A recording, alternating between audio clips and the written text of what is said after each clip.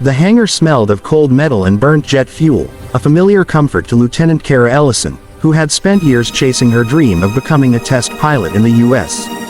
Air Force. Her hands trembled slightly as she zipped up her flight suit, not from fear but from the weight of what was coming. Outside, a small group of airmen watched with barely hidden amusement. They whispered and smirked, eyes fixed on the matte black jet behind her, a strange, asymmetrical, almost fragile-looking craft that didn't seem capable of flight. "That thing's supposed to fly," one of them murmured. "Looks like a toy someone built out of spare parts." Kara heard them but didn't flinch. She had heard worse over the last 2 years since she joined the Ghosthawk project, an experimental stealth aircraft program no one believed would ever work. She was the only female pilot on the team, and the youngest, and every time something went wrong in testing, eyes turned to her as if her presence itself was a flaw in the design. Yet she kept her chin up, her eyes steady, and her focus locked on the sky. The Ghosthawk wasn't like any aircraft ever built.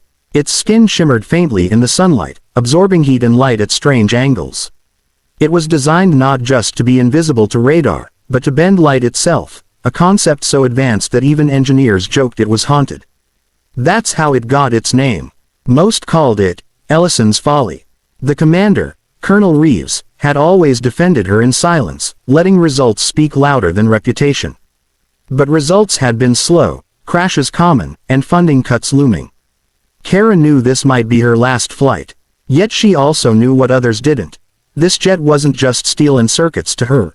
It was the legacy of her late father, Captain Raymond Ellison, who had died testing a similar prototype 15 years earlier.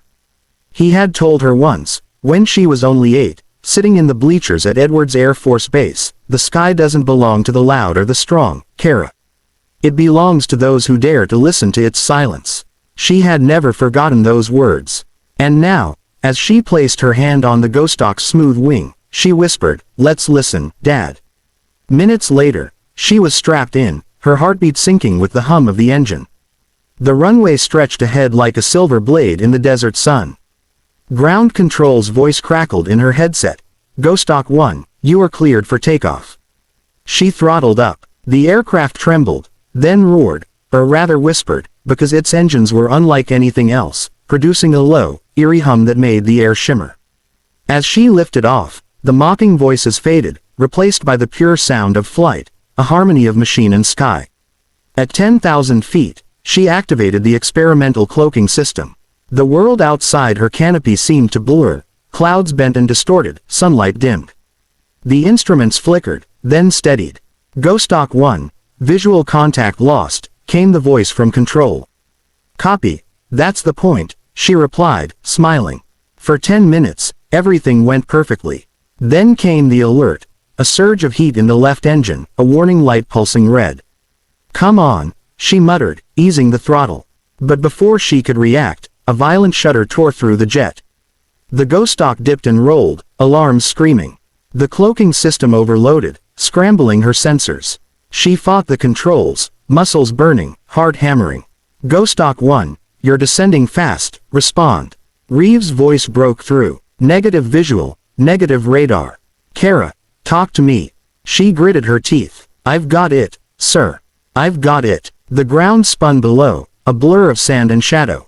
For a terrifying moment, she thought of ejecting, but she didn't. She refused to abandon it, refused to let her father's dream die again. She cut the engines, let the silence fill the cockpit, and relied purely on instinct, the same instinct he had once taught her. "Listen to the sky," she whispered. The turbulence eased, the horizon steadied. With trembling hands, she restarted the engines in a low-power mode and pulled the jet back into a shallow climb. "Ghosthawk 1, altitude stable," she reported, voice cracking. "System rebooting. Stand by." Down in the control room, no one breathed. Reeves stood motionless, headset pressed tight, his eyes locked on a radar screen showing only static. Around him, technicians whispered, "She's gone." But he didn't believe it. "No," he said quietly. "She's still up there." And he was right. Kara pushed through another wave of instability as the Ghosthawk's skin flickered between visibility and invisibility like a dying ember. Her fuel levels were dropping fast. Then, through the static, she heard Reeves again. "Kara, We have an incoming civilian transport in your sector, Flight 84. You're off radar, they can't see you. You're on a collision course. Her stomach clenched. Copy that, diverting. But the controls refused to respond. The experimental system had locked the ailerons in semi-autonomous mode. She couldn't turn fast enough. The only option left was manual override, but that meant deactivating the cloaking system completely, exposing the jet and potentially frying the onboard circuits. It was suicide for the Ghosthawk. She hesitated for one heartbeat, then slammed the override. Sparks erupted across the dashboard. The Ghosthawk's cloaking field collapsed in a flash of blue light, and suddenly the jet blazed across the sky, fully visible again. The passenger plane's pilots saw the shimmer too late, their radar finally catching a ghost turning real. Kara pulled every ounce of power into a dive, cutting beneath the transport by mere feet, the turbulence shaking both aircraft violently. The collision was averted. The transport steadied, its passengers unaware of how close they had come to death. Kara's systems, however, were failing one by one. Fire warning, oxygen leak, fuel pressure zero. Reeves shouted into the mic, "Kara, eject now." But she didn't. "Negative, sir. If I eject, the Ghosthawk's debris could hit the transport." "That's an order, Lieutenant." She smiled through the sweat and chaos. "With all due respect, sir, tell my father I listened." Then she pulled the nose up, aimed for the desert flats, and shut off everything. The world went silent. The crash that followed was heard 30 miles away. A plume of dust rose from the dunes like a ghost dissolving into the sun. Rescue teams scrambled, helicopters slicing through the afternoon haze. When they reached the site, they found the wreckage half buried in sand, but no fire, no explosion. Somehow, miraculously, the fuselage had held together. And in the cockpit, battered and bleeding but alive, Kara Ellison was still breathing. She had guided the jet down in a perfect dead-stick landing, a maneuver so precise it would later be studied in flight schools across the world. When she opened her eyes in the hospital 3 days later, Reeves was there.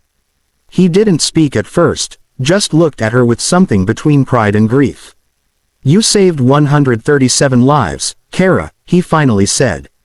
"And the board wants to ground the Ghosthawk program." She smiled faintly. "Then they didn't see what she could really do." He frowned. "You mean what you could do?" She shook her head. "No, sir. What we could do. My father, this team, the engineers everyone laughed at. We built something that listened to the sky." Word of her landing spread far beyond the base. The story leaked to the press. A failed prototype. Flown by a young woman no one believed in, saving an entire flight by revealing herself at the last second. The same pilots who had mocked her days before now stood in silence when she returned to the hangar weeks later, limping but unbroken. The Ghosthawk's remains were there too, draped in a tarp. Reeves was waiting with a quiet smile.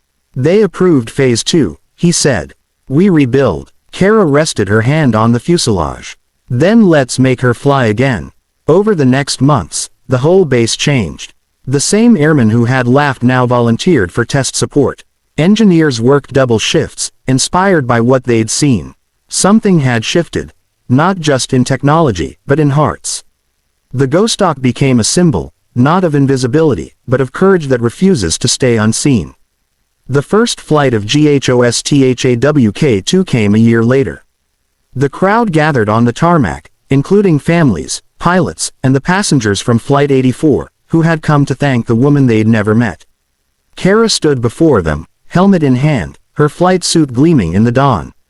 Reeves gave her a nod. "You sure about this?" She smiled. The sky's waiting. As she climbed into the cockpit, she thought of her father again, his voice, his faith, his endless belief in silence. The engine started with that same low hum, a sound like a heartbeat. When she took off, the jet didn't shimmer or disappear. Instead, it left behind a faint trail of blue light, a whisper in the clouds, a mark of remembrance. From the ground, Reeves whispered, "Welcome home, Ghosthawk." Years later, when Kara retired, the Ghosthawk program had transformed aviation. Its technology was used in disaster relief, stealth search missions, and humanitarian airlifts. The same jet once mocked as useless became a lifeline for thousands. And whenever young cadets asked her how she'd kept going through all the doubt and ridicule, she would smile and say, because I learned something up there, that silence is never empty. It's filled with answers for those who listen. She often visited her father's grave on the hill near the base, bringing a small piece of the Ghosthawk's original wing with her. On the metal she had engraved 4 words: "Listen to the sky, always." The world eventually forgot the laughter that once followed her, but it never forgot the light that appeared over the desert that day, a flash that saved lives and changed minds. Pilots still told the story to recruits, though details blurred with time. They said there was a jet no one believed in, flown by a woman no one took seriously, that vanished into thin air and reappeared only to save others. Some called it luck, others called it destiny, but those who truly understood, those who had heard the hum of that impossible machine and seen the courage of the one who flew it, called it something else entirely: humanity at its finest, bravery wrapped in humility. Because sometimes the greatest missions aren't about victory or recognition, but about doing what's right when no one is watching. Kara Ellison lived to see her design evolve into a global rescue fleet. Each new aircraft bore the same name, Ghosthawk, and under its insignia, the phrase, "Silent wings, loud hearts." When she stood before a new generation of pilots, she didn't lecture about speed or strategy. She told them about compassion, how the true power of flight isn't to dominate the sky, but to serve those beneath it. And as she looked up one evening, watching a squadron of Ghosthawks disappear into the horizon, she felt her father beside her, proud and peaceful.